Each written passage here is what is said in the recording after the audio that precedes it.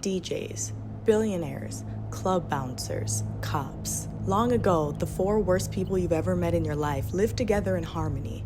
But everything changed when the landlords attacked. And only the foreign-run condo corp's master of all 17 blocks of this city could stop them.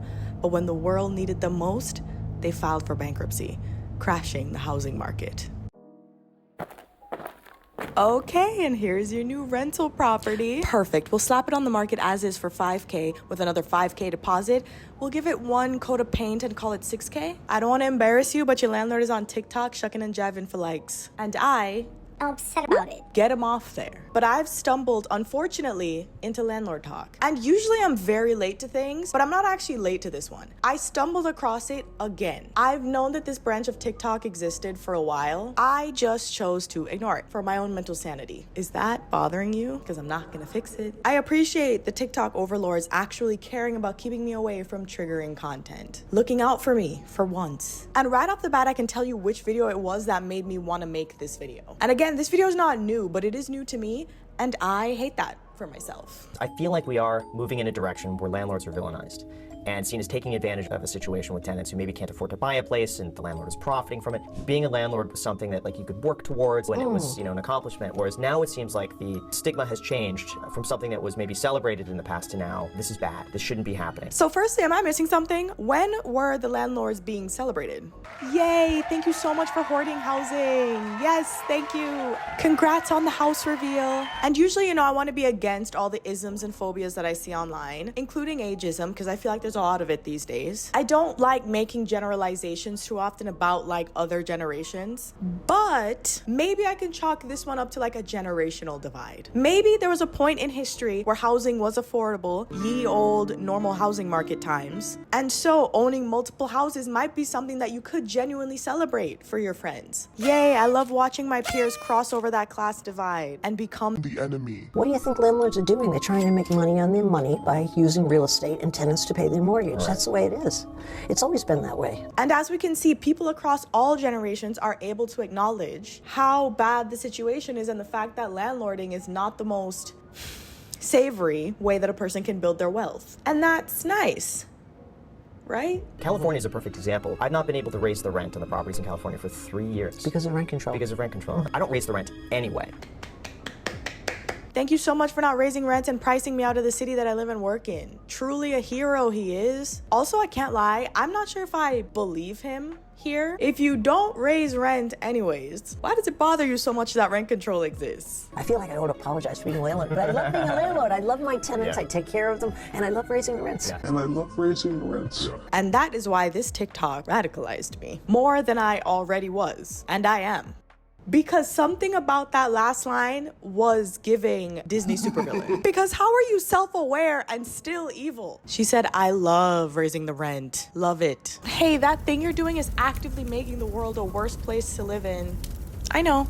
I thought that the entire point of us talking about these things and doing all this legwork to break things down, deconstructing everything, was in the hopes that we would all start making better and wiser choices to make the world a better place for each other. Turns out that was wishful thinking and completely naive of me. People are learning that they are awful and staying awful.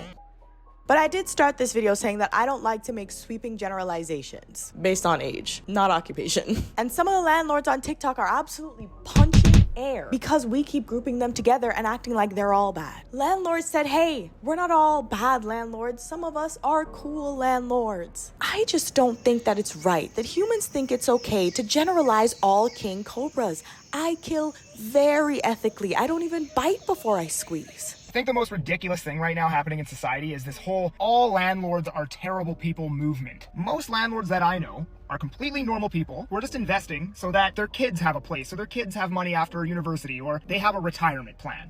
Girls, stop. You know what we're talking about. We're talking about something systemic, all right? We're not talking about your personalities. We're talking about the issue of hoarding housing and what that's doing to our housing market and how that's impacting those of us who cannot afford to buy a home. Yay, poverty! me, those of us who are using housing as a way to build wealth are literally doing so at the expense of other people, at the literal cost of another person having been able to own that house that you own to rent. Okay, yes, sure. I'm sure you're a friendly person. I'm sure you're a good dad. You go to baseball with your kids on the weekend, and the boys from your country club love you. I'm sure of it. But unfortunately, that was never what this conversation was about.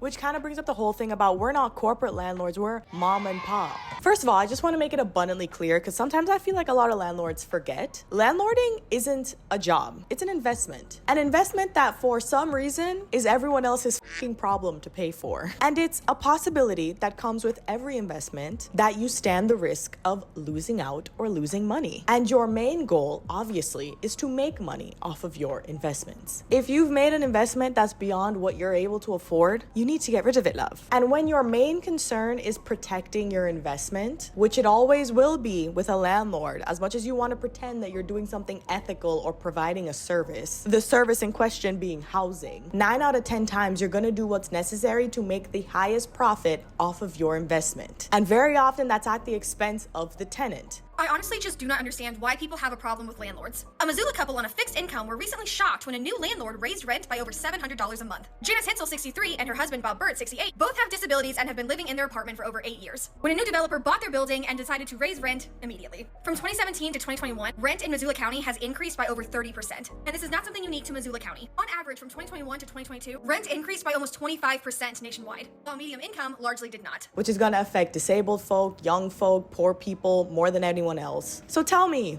normal people landlords, if you consider yourself a good person who is just providing housing to people, would you let your poor or disabled tenants stay in your property and live in the house, even if that meant you would be losing money? Or are you going to displace them to help make your bottom line? Displace them? That's super normal of you. There was a woman on here that made a video talking about how using the language of that rent is throwing your money away is incorrect, because like you're buying a service, you're paying for a service just like you're paying for utilities. It's very like, oh, like you get perks, you get benefits, like you don't have to pay for if your washing machine, your dishwasher, if shit breaks, like you just like send an email, or like some people come and fix it, and you have utilities such as like a gym and a pool. And I think it's like, yes, that's the slim margin of people that live in nice apartment buildings or like nice places that they're renting from. And the majority of renters are not those people, are the people that are in landlords' homes that have things falling apart, that have bugs, and they abuse that power. I think any business under capitalism and under this fucking late stage capitalism that we have, they're cutting corners. They're taking advantage of the people at the bottom. They are extracting wealth. I am building their wealth. And as for the whole service thing, yeah, it's nice when the super cheap appliances break every 6 months and you fix it for free, even though I had to wait about a month for you to get here. You're not here to provide a service. What you're doing is not altruistic. And I think you just have to get on the same page as the rest of the world, because this is starting to get embarrassing. And then there's a branch of landlords that try to like equalize the struggle of a property owner and a tenant. Landlords who say that they're having a tough time, like just like renters in the cost of living crisis, have a point? No, they don't, because they earn so much more than us and are quite literally making money off of our paychecks. Yeah. They have no right to say that. Oh my God, you just hit me with your car. Okay, well now there's blood on my wheels and I'm gonna have to wash that off. So who's the real victim here? Of course, it's not the same. You own the property. You'll never be able to equalize your struggle with the cost of living crisis. When you have non-debatably the highest appreciating asset ever, how could you possibly compare your struggle to the tenant who owns nothing except the clothes on their back? Maybe. And like I said, this isn't a job, this is an investment. If you can't afford it, get rid of it. Some are saying, well, our rate rises, our mortgage rates have gone up by sometimes like 10, 20, 100, multiple hundreds of percent. Is it fair that they pass those costs on to their renters? It's not fair. It's actually a personal problem of theirs. I have no idea why they're outsourcing the payments that they should be making on their homes that they shouldn't own to us as renters. Yeah. If you shouldn't own the homes in the first place. So if you're having problems with the mortgage constantly going up, you shouldn't be taking it up with your tenants. Yeah. Hands up, this is a robbery. My podcast microphone stock is going down and somebody in this bank is gonna have to pay me back for it. I also wanted to include Airbnbs in this because I feel like Airbnbs are basically just a vacation landlord. Are you too comfortable and happy back home with your regular landlord? Well, come to this third world country and get a different landlord that probably lives in the US. These landlords, hosts will do you the service of charging you an insane cleaning fee and then expecting you to clean. The literal definition of a host is a person who receives or entertains other people as guests. I don't know about y'all, but I feel like I've barely even ever met any of my Airbnb landlords, I mean hosts. The initial idea of Airbnb was meant to be cheaper stay than a hotel. And now it is just expensive as a hotel, but you have someone messaging you all the time about what you need to do to maintain the place and no all you can eat breakfast. And this is a little bit of a sidetrack, but that's not to say that I still don't think that Airbnb can have a place. When it comes to people who like rent out the rooms in the homes that they live in, I think that that's fine. That to me sounds like a host, and that will actually be a cheaper stay in a new city with less glitz and glam and someone who can tell you what to do, which I think was the original purpose of the app. I also think Airbnb is always going to be a good place for like unconventional stays, for cabins, domes, tents, van life, because getting to do those things once or twice in your life is fun, but you don't need to own a dome to get out of the city and see the stars. If you are buying a normal house in the city or a normal apartment and then turning that into an Airbnb, that might be worse than the normal landlords, because not only are you hoarding housing, you're hoarding housing that's going to be empty for large chunks of time, that someone cannot even live in, even as a renter. You're probably also making the neighbors around that Airbnb very unhappy.